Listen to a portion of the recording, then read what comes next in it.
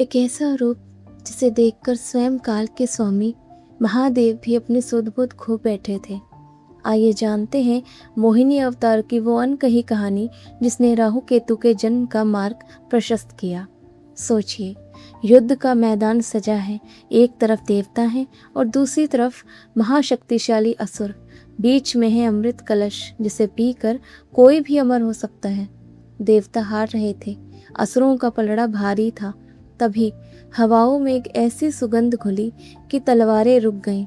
असुरों का क्रोध धुएं की तरह उड़ गया और काल की गति थम गई। कौन थी वो सुंदरी जिसके एक इशारे पर ब्रह्मांड के सबसे खूंखार असुरों ने अपनी सुध-बुध खो दी? क्या वो केवल एक छल था या कोई एक गहरा आध्यात्मिक रहस्य? कहानी शुरू होती है क्षीर सागर से। मंदराचल पर्वत और वासुकी नाग की सहायता से समुद्र को मथा जा रहा था। जब अमृत निकला तो हाहाकार मच गया। असुर अमृत लेकर भाग गए।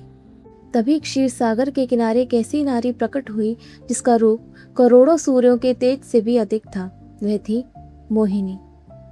मोहिनी के चलने से पायल की जो झंकार निकली उसने असुरों के मन में द्वंद्व खत्म कर दिया। असुर जो एक दूसरे का खून बहाने को तैयार थे वो मोहिनी के चरणों में गिर पड़े। उन्होंने अमृत का कलश उस सुंदरी को सौंप दिया। पर क्या आपने कभी सोचा है भगवान विष्णु ने पुरुष रूप छोड़कर नारी रूप ही क्यों चुना? क्योंकि असुरों की सबसे बड़ी कमजोरी थी वासना और मोह। भगवान ने उन्हीं के हथियारों से उन्हें मात दी। यह मोहिनी का अर्थ केवल सुंदरता नहीं बल्कि एक ऐसी माया है जो अधर्म का विनाश करती है। मोहिनी ने देवताओं और असुरों को अलग अलग पंक्तियों में बिठाया, अपनी जादुई मुस्कान से असुरों को बहलाया और देवताओं को अमृत पिलाने लगी।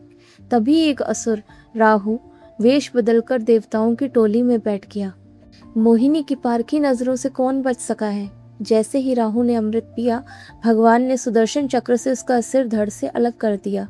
आज भी राहु और केतु उसी घटना के गवाह हैं। तो मोहिनी एकादशी हमें क्या सिखाती है? ये सिखाती है कि संसार एक मोह है। अगर हम इस मोह में फंस गए तो अमृत, यह अमृत का अर्थ है सत्य, हम सत्य से दूर हो जाएंगे। इस एकादशी पर भगवान के मोहिनी रूप का ध्यान करें ताकि आपके जीवन के सारे कष्ट और भ्रम खत्म हो जाएं।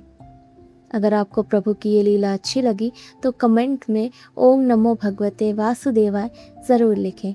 और अगर आप जानना चाहते हैं कि महादेव भी मोहिनी के रूप को देखकर सुध-बुध क्यों खो बैठे थे तो उसके लिए जय श्री राम लिखें। जय सिया राम।